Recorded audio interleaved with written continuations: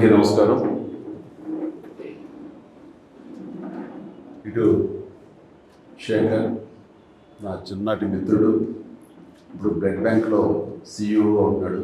అలాగే మరొక మిత్రుడు శ్రీజోస్ నాయుడు, ఈయన సిఎఫ్ఓగా ఈ బ్లడ్ బ్యాంక్కి తన సేవలు అందిస్తున్నాడు. సార్ మీకు అందరికీ తెలుసు, స్వామినాయుడు అలుపెరగని సైనికుడిలాగా మనల్ని తన జీవితాన్ని అంకితం చేసి ఇట్లా కొనసాగిస్తాడు. అది నాకు ఎనలేని స్ట్రెంగ్త్. వీళ్ళందరూ నాకు వెన్నుదన్నుగా ఉండి ఈ కార్యక్రమం, ఈ బ్లడ్ బ్యాంక్, ఇతర సేవా కార్యక్రమాలు ఏది తలపెట్టినా సరే సజావుగా ముందుకు సాగడానికి మీరందరూ కూడా నేను సైతం అన్నట్లుగా మీరందరూ ముందుకు రావటం. కాబట్టి ఇది ఈ రోజున నిరంతరం జీవనదిలాగా ఈ సేవా కార్యక్రమం సాగిపోతూ ఉంది. రేపొద్దున మనం ఎక్కడున్నా, ఎలా ఉన్నా, ఏమైనా ఈ సేవా కార్యక్రమం మాత్రం ఆగదు. ఇది నిరంతరం ముందుకు సాగిపోతుంది. దాని ప్రకారం ప్రారంభమైంది. నా రక్తం పంచిన, రక్తం ఇచ్చిన నా తమ్ముళ్ళు, నా సోదరిమణులు, వీళ్ళందరి యొక్క సహకారంతో ఇది కొనసాగుతుంటుంది. ఇది జీవితంలో నాకు ఎనలేని సంతృప్తి. దానికి కానీ ప్రతి ఒక్కరికి నా హృదయపూర్వక ధన్యవాదాలు ఎప్పుడూ తెలియజేసుకుంటూనే ఉంటాను. ధన్యుడిని. మనం ఏదైనా ఒక మంచి చేయాలి అని అనుకుంటే దాని ప్రతిఫలం ఆశించకూడదు. మన లక్ష్యం ఏమిటి, అది చేరుకోవడం కోసమే మన ప్రయత్నం ఉండాలి తప్ప దాని పర్యవసానం ఏమిటి, దాని ఎండ్ రిజల్ట్ ఏంటి, దాని ప్రతిఫలం ఏంటి అనేది మాత్రం ఆశించకూడదు. అలా ఆశించి నేను చేయలేదు. ఈ తలపెట్టినప్పుడు రక్తం అనేది ఇవ్వటం అనేది చాలా గగనం. ఎవరు ఇచ్చేవాడు కాదు, ఇవ్వడానికి మానసిక ధైర్యం కూడా లేదు ఎవరికి. ఇస్తే ఏమైపోతాం, బలహీనపడిపోతామేమో అన్నట్టు ఇవ్వలేని పరిస్థితులు. ఆ ఇచ్చేవాళ్ళు ఎవరైనా ఉంటే కనుక బ్లడ్ బ్యాంక్ వెళ్తే 4 డబ్బులు వస్తాయి అంటూ గట్టిగా పేదరికంలో ఉన్నవాళ్ళు, కూలీ నాలి చేసుకుంటున్న వాళ్ళు మాత్రమే ఆ బ్లడ్ బ్యాంక్, ఆయా బ్లడ్ బ్యాంక్స్ వాళ్ళు వాళ్ళకి తీసుకుని వచ్చి డబ్బులు ఆశ చూపించి ఆ బ్లడ్ని తీసుకునేవాడు. అంతే తప్ప నిజంగా ధారాళంగా ఈ రోజున మీరు అందరూ ఇస్తున్నట్లుగా అలా ఇచ్చే రోజులు కాదు. అలాంటి పరిస్థితుల్లో నేను ఎన్నోసార్లు చెప్పాను, కానీ మరొకసారి చెప్పుకోవాలనిపిస్తుంది. మనం రక్తం దొరకక, సమయానికి అందక ఎంతోమంది చనిపోతున్నారు. ఒక 2 బాటిల్స్ రక్తం దొరికితే కనుక ప్రాణాలు నిలబడేవి అని అన్ని పేపర్లో వచ్చినప్పుడు నాకు చాలా ఆశ్చర్యం వేసింది. అప్పుడు కూడా నాకు అవగాహన లేదు. నేను కూడా ఈ షూటింగ్ నిమిత్తం అలా ఉండి బిజీగా ఉండే ఆలోచనలో ఎప్పుడూ వాటి పక్క దృష్టి సారించలేదు. అది తెలుసుకున్న తర్వాత చాలా నిద్ర పట్టలేదు నాకు. యాక్సిడెంట్స్ అయ్యి కానీ, డెలివరీ సమయంలో అధిక రక్తస్రావం జరిగి కానీ, తలసేమియా వ్యాధిగ్రస్తులు కానీ, లుకేమియా వ్యాధిగ్రస్తులు కానీ ప్లేట్లెట్స్ లేక చనిపోతున్నారంటే నాకు చాలా బాధ అనిపించి, మనకి ఎంతోమంది అభిమానులు ఉన్నారు. వీళ్ళందరూ తలుచుకుంటే కనుక ఇది ఒక దేదీప్యమానంగా ముందుకు సాగిపోతూ ఉంటుంది. రక్తం లేని కొరత కొంతవరకైనా మన రాష్ట్రంలో తగ్గించే అవకాశం ఉంటుంది. అంత పొటెన్షియాలిటీ ఉంది, అంత శక్తివంతులు వీళ్ళు అన్గైడెడ్ మిసైల్స్ లాంటి వాళ్ళు. వీళ్ళని గైడెడ్ అంటే సరైనటువంటి సక్రమంగా మార్గం చూపగలిగితే కనుక వీళ్ళందరూ కూడా అద్భుతమైన సమాజ సేవకులు అవుతారన్న ఆ స్ఫురణకు రావటం. నేను కొంతమంది మిత్రులతోటి వాళ్ళతోటి బ్లడ్ బ్యాంక్ స్థాపించాలి అంటాం. స్వామినాయుడు, నువ్వు పూర్తిగా దీనికి అంకితమై ఉండాలి అంటే తనతో ఉన్నటువంటి మిగతా అభిమానులకు ఉన్నటువంటి సత్సంబంధాల దృష్ట్యా వాళ్ళంతా నేను అనుకున్నాను, ఎంత నేను మోటివేట్ చేసినా, ఎంత వీడియోల ద్వారా, షార్ట్ ఫిల్మ్స్ ద్వారా, నా క్యాసెట్స్ ద్వారా, ఆడియో మెసేజ్ ద్వారా ఎంత ఇచ్చినా సరే వస్తారంటారా? ఎందుకంటే ఎవరి ప్రాణం వాళ్ళకి భయం. రక్తం ఇస్తే మనం బలహీనం అయిపోతామేమో, రక్తం ఇస్తే కనుక మనకి రక్తలేమి వ్యాధి వస్తుందేమో అంటూ అలాంటి అపోహలు ఉండే రోజుల్లో కొంతమంది అయితే కనుక మరీ రక్తం ఇస్తే కనుక అది వచ్చే జన్మలో మళ్ళీ మనకి ఏదో గొడవ పుడతాం, ఏదో ఇలా చించి కావాలని చెప్పేవాడు. అండ్ ఆ సమయంలో వాళ్ళకి ఆశ చూపించాను. నన్ను కలవాలనుకున్న వాళ్ళు, నన్ను మీట్ అవ్వాలనుకున్న వాళ్ళు, నాతో ఫోటో దిగాలనుకునే వాళ్ళు ఎవరైనా ఉంటే ముందు రక్తం ఇచ్చారంటే అప్పుడు ఇస్తానని. దానికి కొంత ఉత్సాహమైన కుర్రవాడు ధైర్యం చేసి వచ్చాడు. వచ్చిన తర్వాత వాళ్ళు ఇచ్చిన తర్వాత రక్తం అనేది అది పెద్ద ఇబ్బంది కాదు అని వాళ్ళకి అర్థమైంది. సో వాళ్ళు ఎంకరేజ్ చేయడం కోసం ఇచ్చారు. వాళ్ళ సరదా తీరిపోయింది. మళ్ళీ నెక్స్ట్ ఇస్తారంటారా వాళ్ళు వచ్చి? ఎవరేమో. ఇట్లా ఎంతమంది 1 or 2 years తర్వాత నా ఫ్యాన్స్ అందరు తలా ఒకసారి బ్లడ్ ఇచ్చిన వాళ్ళు అవుతారు, ఒక ఫోటో దిగేసిన వాళ్ళు అవుతారు, వాళ్ళు సంతృప్తి చెందుతారు. ఆ తర్వాత ఇది కొనసాగాలంటే ఎంత కష్టం కదా అనే డౌట్ ఉండేది నాకు. కానీ నా డౌట్ని పటాపంచలు చేస్తూ ఒకసారి ఇచ్చిన వాళ్ళు ఈ రోజులో మీలో ఉన్నారు. అట్లాగా 25 సార్లు, 30 సార్లు, 100 సార్లు, 150 సార్లు ఇవ్వడం జరుగుతుంది అంటే కనుక మీరందరూ ఆ సేవా కార్యక్రమంలో ఉన్నటువంటి ఆ మాధుర్యాన్ని, ఆ సంతృప్తి అది అందరూ అనుభవిస్తున్నారు కాబట్టి ముందుకు వచ్చి ఇంకా ఇది ఇలా కొనసాగుతుంది. అదే దృష్ట్యా నేను కూడా ఈ సేవా కార్యక్రమాలు చేస్తూ ఉన్నాను, ఇంకా కొనసాగిస్తున్నాను. నా తర్వాత చరణ్ అదే విధంగా తను కొనసాగించాలనుకుంటున్నాడంటే కనుక అందులో ఉండేటటువంటి సంతృప్తి అంతా ఇంత కాదు. ఏదైనా సరే నేను ప్రతిఫలం ఆశించకూడదు, తిరిగి ఇలా బౌన్స్ బ్యాకే వస్తుంది, మనం మంచి చేస్తే మంచి వస్తుంది, చెడు చేస్తే చెడు వస్తుందని ప్రగాఢంగా నమ్మేవాడిని. కానీ అది ఆశించి కాదు, మన ధర్మంగా నేను నెరవేర్చుకుంటూ వెళ్ళిపోతుంది. సమాజం నాకు ఇంత ఇచ్చినప్పుడు ఈ సమాజం రుణం ఏమి ఇచ్చి తీర్చుకోవాలని ఉత్తమ మాటలు అంటాం కాదు, ఇలా ఇచ్చి తీర్చుకోవాలనేది నేను ప్రాక్టికల్గా చేస్తాను. ఇందాక అమర్నాథ్ రెడ్డి అన్నట్లుగా ఏదైనా సరే చేసి ఆ తర్వాత చెయ్యండి అని చెప్పడం అనేది కరెక్ట్. ఎందుకంటే మనం ఎవరైనా వైపు ఇలా చూపించినప్పుడు 3 ఏళ్ళు మన వైపు చూపిస్తుంటాయి కాబట్టి నువ్వేం చేసావు సమాధానం చెప్పడం దానికి సమాధానంగా నేను ప్రారంభించి ఆ తర్వాత చెయ్యండి అంటారు. నాకు ఒక గట్ ఫీలింగ్ ఉంటుంది, నాకు ఒక ధైర్యం ఉంటుంది. సో అలాగే నేను చేయటంలో కృతకృత్యుని అయ్యాను ఈ రోజున.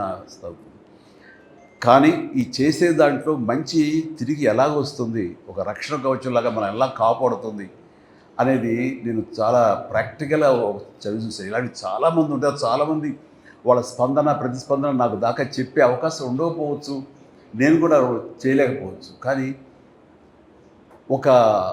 ఈ మధ్య సంవత్సరాల్లోనే అది అందరికి తెలిసిన విషయం ఏంటో చాలామంది, నేను పిఎం గారి తోటి ఒక అల్లూరి సీతారామరాజు విగ్రహావిష్కరణ సభలో పాల్గొన్నప్పుడు అది చూసి ఒక వ్యక్తి, ఒక రాజకీయ నాయకుడు అండ్ కొన్ని అవాకులు చవాకులు వెళ్ళాడు నా మీద. అప్పుడే రాజకీయాల్లో లేను, రాజకీయాలు వద్దనుకు దూరంగా వచ్చేసిన వాడిని.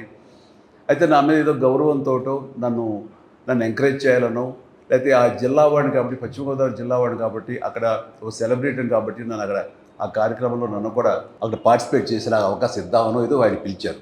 సరే వెళ్ళారు.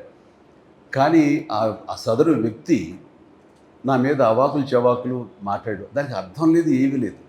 నేను ఒకటే, అది నేను కానప్పుడు అది నన్ను అంటదు, నన్ను తాకదు, నేను ఫీల్ అవ్వను. ఆ అన్నవాడి నోరే అది అతని స్వభావం. సో నా స్వభావం ఏంటంటే నేను అలాంటి వాటికి స్పందించను, ఏమి చేయను. కానీ నన్ను ప్రేమించే వాళ్ళు స్పందించకుండా ఉండరు. వాళ్ళ స్పందన ఎలా ఉంటుంది అంటానికి ఈ ఉదాహరణ చెప్పాలనుకుంటున్నాను.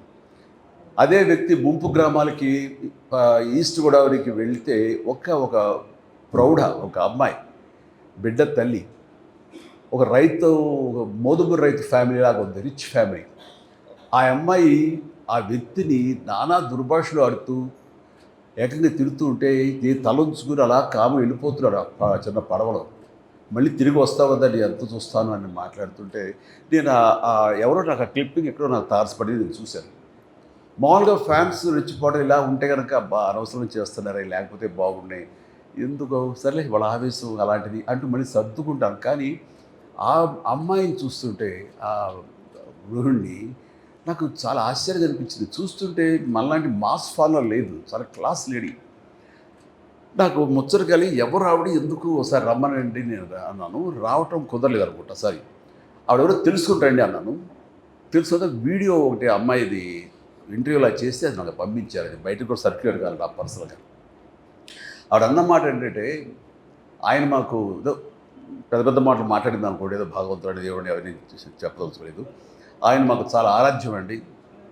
అని ఏమో అంత ప్రేమిస్తావా, అంత ఇష్టపడతావా, ఈ సినిమా అంత బాగా చూస్తావా, అంత అభిమానం అంటే నేను అభిమాని కానే కాదు. సినిమాలు సినిమాలు చూస్తాను, అలాగే ఆయనతో చూస్తాను తప్ప అభిమానిగా నేనేం ప్రేమ పెంచుకోను. మరి ఏంటమ్మా ఒక మాస్ అభిమానం కంటే అంతగా నువ్వు రెచ్చిపోయావు అక్కడ ఏంటంటే, ఆయన నా బిడ్డకు ప్రాణం పోసాడండి అని చెప్పేసి ఒక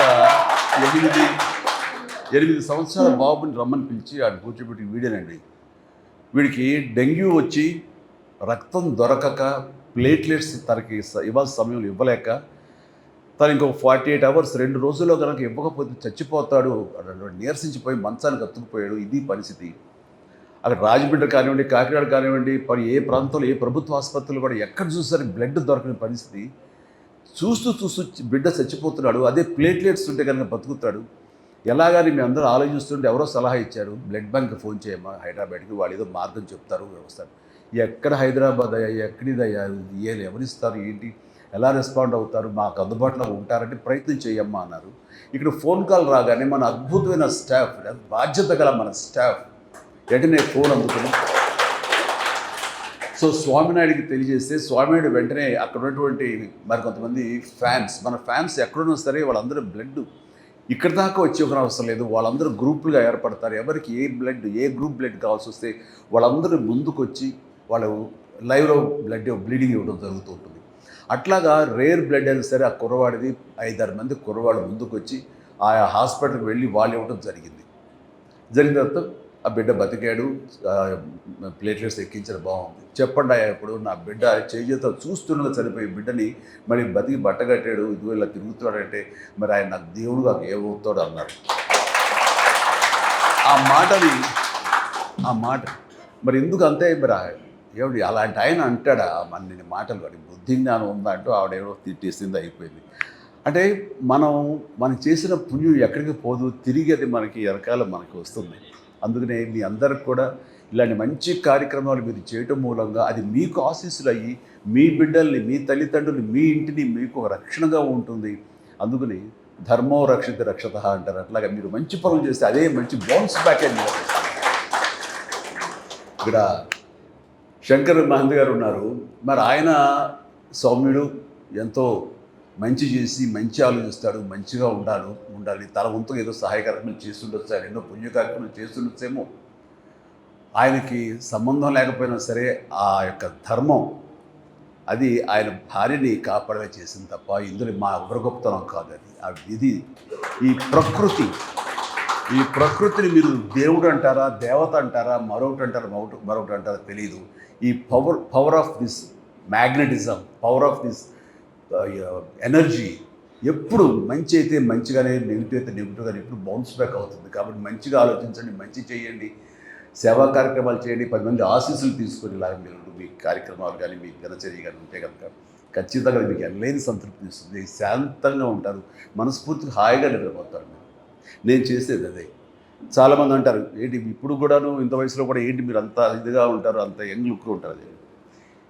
దీన్ని ప్రత్యేకించి ఎవరు చేసి కాదు, ఇది మనసు ప్రశాంతంగా పెట్టుకుంటాను. ఎవరు ఎన్ని రకాలుగా నన్ను ఆడిపోసుకున్నా, దుర్భాషలు ఆడినా, లేకపోతే అకారణంగా నన్ను ఏమైనా అన్నా సరే నేను పెద్ద రియాక్ట్ అవ్వను. అదే స్థితప్రజ్ఞ అంటే పెద్ద మాట, స్థితప్రజ్ఞ అనే పెద్ద మాట నేను వాడను, కానీ అది నాకు తగలవు. అది నేను కాదు కాబట్టి నేను దాన్ని ఓన్ చేసుకోకపోతే కనుక వాళ్ళ మాట నన్ను బాధించవు. అందుకని ఎప్పుడు మనసు ప్రశాంతంగా ఉంచుకుంటాను, హాయిగా నిద్రపోతాను, నాకు పని ఉంటే కష్టపడి పని చేస్తాను ఏ రోజుకి, అంతే తప్ప మరొకటి కాదు. అండ్ ఇంత ధైర్యంగా ఈ సేవా కార్యక్రమాలు కొనసాగుతూ ఉన్నానంటే అది మీరందరి సహాయ సహకారాలే. ఆ వ్యక్తి, ఆ గృహిణి ఆ మాట అన్న తర్వాత నేను కాదమ్మా, ఎవరైతే కనుక బ్లడ్ డొనేట్ చేస్తున్నారో వాళ్ళు ఆ రక్తదాతలు నిజమైన దేవుళ్ళు, వాళ్ళు ప్రాణప్రదాతలు అని చెప్పి అదంతా కలిపి మీకే ఇస్తున్నాను. అది మీ పుణ్యం, అది నేను సంధానకర్తను, నేను ఒక వెపన్ అంతే, మధ్యలో ఒక ఆలంబన అంతే తప్ప దీని పూర్తి బాధ్యత, పూర్తి పుణ్యం, పూర్తి సంతృప్తి అంతా మీది. ఓకే, ఒక మంచి కార్యక్రమం మీతో చేయించగలుగుతున్నాను అన్న సంతృప్తి నేను ప్రతి దినం నేను ఫీల్ అవుతుంటాను. అండ్ ఈ కార్యక్రమానికి ప్రత్యేకించి మనం ఇలా మంచి పనులు చేస్తుంటే నా స్నేహితులు ఇద్దరు సిటీఓగాను, ఈయన ఒక చార్టెడ్ అకౌంటెంట్గా ఉండి తన స్కూల్స్ ఉండి ఆయన ఎడ్యుకేషనిస్ట్గా ఉంటూ ఇప్పుడు ఈ కార్యక్రమం చేస్తుంటే మాకు ఏదో జీవితకాలం అంతా ఏదో ఒక ఇలాంటి కార్యక్రమాలతో చేసుకుంటూ వచ్చాం, కానీ ఒక సంతృప్తి అనేది తెలియదు. నేను చెప్పాక సంతృప్తి, ఆ సంతృప్తి కోసం మేము పరితపిస్తున్నాం, ఏం చేయాలో తెలియట్లేదు. ఇక్కడ ఏదైనా ఒక పని ఉంటే చేస్తాం మాకు అని. ఇప్పుడు మీరు చాలా పెద్ద పెద్దోళ్ళు అయ్యా, ఇప్పుడు మిమ్మల్ని పోషించేంత శక్తి బ్లడ్ బ్యాంకు లేదు, మీరందరూ లక్షల్లో సంపాదించుకున్న వాళ్ళు, అది ఎవరంటే చిచ్చి డబ్బు ప్రసక్తి కాదు, మేము సంపాదించుకున్న మాకు చాలు, ఇక్కడ ఉండి ఫ్రీ సర్వీస్ ఆనరీ జాబ్ ఏదో ఒకటి ఇస్తే కనుక ఫ్రీ సర్వీస్ చేస్తామంటూ ఇటు శేఖర్ కానీ స్వామినాయుడు కానీ మన స్వామి నాయుడు కానీ వీళ్ళందరూ ఉన్నారు అంటే ఇది ఈ పుణ్యంలో మా వంతు కూడా మేము సైతం అంటే వాడు ముందుకు వచ్చారు. వీళ్ళందరినీ మీ సభాముఖంగా నేను మనస్ఫూర్తిగా అభినందిస్తున్నాను. సో ఈ రోజున మీరు అందరూ వచ్చారంటే ఏం ఆశించి వచ్చి ఉంటారు? వీళ్ళలాగానే ఇందులో కూడా మనం పార్టిసిపేట్ చేయాలి. మన APTA American progressive Telugu association ఆ సంస్థ వాడు 3 రోజులుగా సదస్సు నిర్వహించారు. అందులో లాస్ట్లో నేను వెళ్ళటం జరిగింది. వాళ్ళందరూ కూడా నేను అదే వాళ్ళకి చెప్పాను. వాళ్ళల్లో ప్రత్యేకించి నేను సినిమా యాక్టర్గా ఉన్నవాడిని, కొద్ది కాలం పాటు పొలిటికల్గా ఉన్నా సరే కార్పొరేట్ సంబంధించినటువంటి ఆ యంగ్ ఎంటర్ప్రినర్స్ సంబంధించినటువంటి సదస్సులో నేను ఏం మాట్లాడగలను? ఎంటర్ప్రినర్షిప్ కానీ కార్పొరేటివ్ అని అంటే వీటికి సరైన స్పెల్లింగ్ కూడా తెలియదు నాకు. నేను పూర్తిగా వ్యాపారాలు కానీ వీటికి కానీ చాలా దూరంగా ఉంటాను. కానీ నన్ను పిలిచారు కరెక్టేనా అని అన్నప్పుడు నేను వాళ్ళ దగ్గరికి వెళ్ళినప్పుడు ఒకటే మాట్లాడాను. నాకు ఇందాక వస్తూ గూగుల్ చేశాను, ఏంటి యంగ్ ఎంటర్ప్రినర్షిప్ అంటే ఏంటి, లక్షణాలు ఏంటి, ఎలాగా అనే దాని మీద తీసుకుంటే కొన్ని పాయింట్స్ ఉన్నాయి. అండ్ ఒక లక్ష్యం ఉండాలి మనకి, దాన్ని సాధించడానికి పర్సివరెన్స్ ఉండాలి, నిరంతర కృషి ఉండాలి, అండ్ డిటర్మినేషన్ ఉండాలి, పట్టుదల ఉండాలి. మనం ఒక్కోసారి ఓటమి పొందినా సరే అది ఏమాత్రం వెనకంజ వేయకూడదు. అండ్ మీరు తయారు చేసే కమ్యూనిటీ ఆల్రెడీ మార్కెట్లో ఉంది కదా, మనం ఏంటి కొత్తగా ఇవ్వగలం, ఏంటి కొత్తగా చేయగలం, ఏ డిసప్పాయింట్మెంట్ ఉండకూడదు. నీ ప్రోడక్ట్ మీద నీకు నమ్మకం ఉండాలి, బలమైన నమ్మకం ఉండాలి అంటూ ఇలా కొన్ని పాయింట్లు అనుకుంటే వాటి మీద ఏది మాట్లాడదాం అనుకుంటుండగా నాకు అనిపించింది ఇవన్నీ నేను ఆచరించినవే కదా. ఈ రోజున ఎంటర్ప్రినర్లో ఈ లక్షణం ఉండాలి అంటే నేను కార్పొరేట్ కాదు, నేను ఏదైనా ఒక బిజినెస్ మ్యాన్ కాను, కానీ సినిమా యాక్టర్గా వెళ్ళాలి అని నేను నిర్ణయం తీసుకున్న తర్వాత, సినిమాలో ఉండాలని నిర్ణయం తీసుకున్న తర్వాత ఈ పాయింట్ అన్నీ కూడా నేను ఆచరించానే. వీళ్ళకి చెప్పేటప్పుడు నేను ఆవిష్కరించుకుంటే సరిపోతుంది కదా అనిపించింది నాకు. అలాగే ఆ రోజు చెప్పాను, ఎవరో తెలీదు, ఎక్కడో తెలీదు, నేను మారుమూల ఎక్కడో మొగల్తూరులో ఉన్నాను. అయితే అమ్మా నాన్నగారితో పాటు ఆయా ఒంగోలు, పొన్నూరు, బాపట్ల, చీరాల ఇలాంటి చోట్ల నేను నాన్నగారితో పాటు స్కూలింగ్ అంతా చేశాను. అండ్ బాగా ఇందాక అమర్నాథ్ రెడ్డి చెప్పినట్టుగా అంత కడు పేదరికం కాకపోయినా సరే చాలా అప్రిషియేట్, వాళ్ళకి పట్టుదల కృషి ఉండబట్టే ఈ రోజున అతను అంత చదువుకొని అంత సమర్థత తాను సంపాదించుకోవాలి. అలాంటి వాళ్ళు చూస్తుంటే ఎస్, మన మనస్ఫూర్తిగా మనం అభినందించాలి. అండ్ నాకు అనిపించింది నేను కూడా అలాగే మామూలు సాదాసీదా లో మిడిల్ క్లాస్ ఫ్యామిలీ నుంచి వచ్చిన వాళ్ళం. అండ్ అక్కడికి వెళ్ళి మనం సాధించగలమా అనే అంటంలో ఆ ఇంట్రెస్ట్ ఉంది, ఎలా సాధించగలం నమ్మకం, బలీయమైన నమ్మకం, డౌట్ లేదు. అలా డౌట్ పెట్టుకుంటే ఏది సాధించను, నేను చేయగలను, నా టాలెంట్ మీద నాకు నమ్మకం ఉంది. అప్పుడు గొప్పగా ఇప్పుడు చూస్తుంటే అప్పుడు చేస్తున్నటువంటి ఫిలిం యాక్టింగ్ చూస్తే కొంచెం నవ్వుస్తుంటారు, ఇంత ఎమర్జెన్సీగా చేశాను అని. కానీ అప్పట్లో అది చాలా గ్రేట్గా నేను డెలివరీ చేశాను ఫీలింగ్. అండ్ ఇందాక ఎంటర్ప్రినర్షిప్ గురించి చెప్తున్నప్పుడు బయట ఒక కమ్యూనిటీ ఆల్రెడీ ఉంది కదా, మన ఎవరు ఆదరిస్తారంటే ఈ ప్రత్యేకతను అందరూ పొందుపరిస్తే కనుక మన కన్జ్యూమర్స్ ఆటోమేటిక్గా దానికి అట్రాక్ట్ అవుతారు. అండ్ ఆల్రెడీ సినిమా ఇండస్ట్రీలో అద్భుతంగా డ్యాన్స్లు ఫైట్లు చేసే హీరోస్ ఉండగా నువ్వు వెళ్ళి మీరు కొత్తగా క్యాటర్ చేసేది ఏముంది, నువ్వు వెళ్ళి అక్కడ వాళ్ళని రాణించేలాగా అల్లించేలాగా చేసేది ఎలాగా అని డౌట్ లేదు నాకు. ఖచ్చితంగా పూర్వకాలంలో కొన్ని సినిమాల్లో సాంగ్స్ మినీ ఇంటర్వెల్స్ లాగా బయటికి వెళ్ళిపోయేవాడు దేనికో దానికో. అండ్ అలాంటిది నేను వాళ్ళని వెళ్ళనివ్వకూడదు, అరెస్ట్ చేయాలి, వాళ్ళని నిలువరించాలి, కూర్చోబెట్టాలి, అది నా ప్రత్యేకత అనుకున్నాను. ఆ రకంగా నేను డ్యాన్సులు ఫైట్లు ఎప్పట్లాగే గతంలాగే ఉన్నా సరే నా ప్రత్యేకత చూపించుకున్నాను. వాళ్ళు రిపీట్ అనేలా. ఇప్పుడు డిజిటల్గా ఇదైన తర్వాత ఇప్పుడు కుదరదు, కానీ ఇదివరకు రీల్స్ చేసి ప్రొజెక్ట్ దగ్గర మళ్ళీ రిమైండ్ చేసి మళ్ళీ ఎంచుకునేవాడు. ఆ రకంగా రిపీట్ చేయించుకోగలిగానంటే నా ప్రత్యేకత నేను చూపించగలిగాను. ఆ ప్రత్యేకత నాకు ఎంతటి పొజిషన్ తీసుకొచ్చిందంటే, ఎవరినో పెట్టి సినిమా చేద్దాం అనుకుంటే ఆ డిస్ట్రిబ్యూషన్ వాళ్ళు, ఆ డిస్ట్రిబ్యూటర్స్ వాళ్ళు ఇప్పుడు ఇప్పట్లాగా ఈ కొనుగోలు లేదు, బయర్స్ సిస్టమ్ లేదు, డిస్ట్రిబ్యూషన్. వాళ్ళు డబ్బులు ఇస్తేనే ప్రొడ్యూస్ సినిమాలు తీసేవాళ్ళు. అందుకని వాళ్ళ కనుసన్నల్లో ఉండాలి, వాళ్ళ దయాభిక్ష మీద ఉండాలి. అలాంటి పరిస్థితుల్లో వాళ్ళు వచ్చిన తర్వాత ఇతనితోడైతే కనుక మేము ఇంత డబ్బులు ఇస్తాము, మిగతా ఎవరితోడైతే మాత్రం అంత బడ్జెట్ ఇవ్వలేము అని వాళ్ళు చెప్పినప్పుడు ఏంటి ఇంత ప్రత్యేకత అంటే, ఆడియన్స్ని రిపీట్గా వచ్చేలా చేస్తున్నాడు అయ్యా ఇతనైతేనే మా డబ్బులు గ్యారెంటీ, మినిమం గ్యారెంటీ ఉంటుంది, ఇతను పెట్టండి. సో ఈ సినీ పరిశ్రమ ముందుగా నన్ను ఆదరించింది కాదు, ప్రేక్షకులు ఆదరించారు, అభిమానులు నన్ను భుజాల మీద ఎత్తుకున్నారు. వాళ్ళు చేసింది చూసిన తర్వాత వీళ్ళ డిస్ట్రిబ్యూషన్ వాళ్ళు ఇక్కడ వాళ్ళ ఇన్ఫ్లుయెన్స్ తోటి ఇక్కడ ఆ స్థానం సుస్థిరమయ్యేలాగా ఉంది. ఆ తర్వాత ఈ కళాం తల్లి నన్ను అప్పులు చేర్చుకుంది. కాబట్టి నేను ఎప్పుడు కూడాను మీ అభిమానులకి కృతజ్ఞునై ఉంటాను, ఆ కృతజ్ఞతా భావంతోనే ఉంటాను. అండ్ అంత నమ్మకం మీ మీద ఉంది కాబట్టే ఈరోజు కూడా ఇంత బ్లడ్ డొనేషన్ అనేది, రక్తదానం అనేది సజావుగా సాగిపోతుందంటే కనుక అదంతా మీ సంకల్ప బలం. అండ్ నాకు ఈరోజు చాలా సంతోషంగా ఉంది. ఇలాంటి ఫ్రీక్వెంట్గా మనం కలుసుకుంటున్నాం. ఇంకా ఎంతోమంది ఇచ్చిన వాళ్ళు ఉన్నారు, వాళ్ళందరినీ ఇక్కడ అకామిడేట్ చేయలేక ఇవాళ కుదరలేదు, కానీ వాళ్ళందరినీ. అండ్ స్వామినాయుడు ఇలా ఫ్రీక్వెంట్గా అప్పుడప్పుడు చేస్తూనే ఉండు, నా అవైలబిలిటీని చూసుకుని. ఇంకొకసారి సమయాలు ఉంటే కనుక మన చరణ్ కూడా వస్తుంటాడు, చేస్తుంటాడు. So thank you.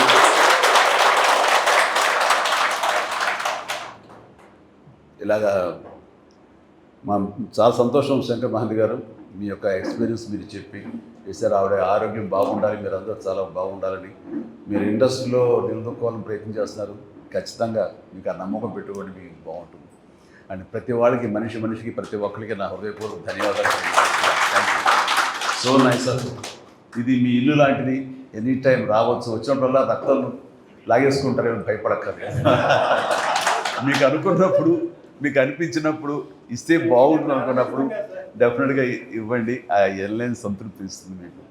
Thank you so much. Love you all కార్యక్రమం.